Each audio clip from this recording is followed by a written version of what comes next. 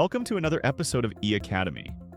Today, we'll connect the latest detector models to our B-Wave hybrid control panel. Why are they different? Stay tuned to find out. Today, we'll take a closer look at two new devices. Bus detectors. How do they differ from traditional detectors connected to standard zones? At first glance, this detector looks just like any other detector from the Slimline series. The real difference lies inside, specifically here in the terminal block. Take a look. On the terminal block, there are no NC alarm outputs and no TMP tamper outputs. Instead, you'll find only the SATEL bus terminals, labeled A and B.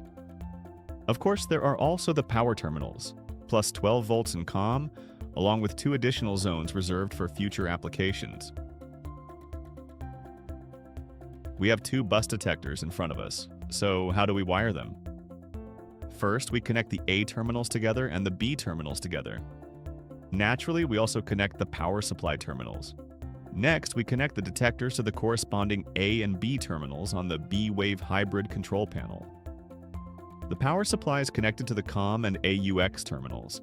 I've already prepared the cable entry holes in the detector bases. We'll use a twisted pair network cable to connect the devices. And now our devices are connected. The cable runs from the first detector to the second detector, and then from the second detector to the control panel. As you can see, the wires are connected to the A and B terminals. And here as well, the same wire colors are connected to terminals A and B. Both cables are connected here, one coming from the previous detector and the other going to the control panel. Of course, one of the cables could just as easily be connected to the second set of A and B terminals. I chose not to do that, so we don't have to worry about which wire is connected to which terminal. In practice, it makes no significant difference. Once power is applied, the devices enter startup mode, indicated by the flashing LED. Now we can move on to the next step. Let's switch to the B-WaveSoft software. In the lower left corner, click Add Device. Then click Next and select Bus Device Identification.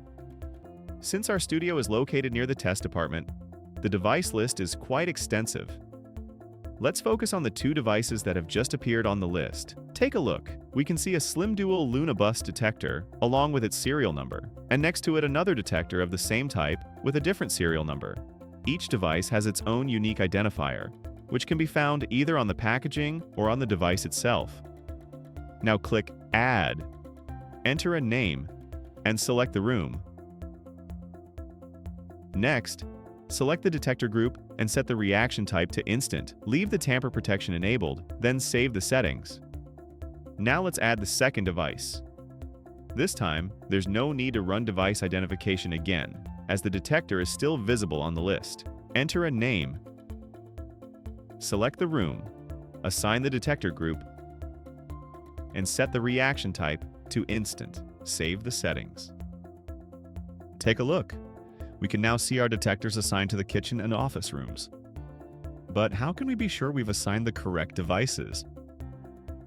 There's another way to identify a device in the system. Open the detector settings, scroll to the bottom, and click Find Device. As you can see, the detector is now indicating its presence, making it easy to identify. The same applies to the first detector assigned to the office. Once again, you can see it signaling its presence. But what if you need to add more detectors? That's easy. Additional devices can be connected to the same daisy chain bus. You can connect up to 32 devices to the B-Wave hybrid bus. However, keep in mind that Ohm's law still applies. As the cable length increases, voltage drops can occur. In such cases, you should use a larger conductor cross-section for the power supply lines.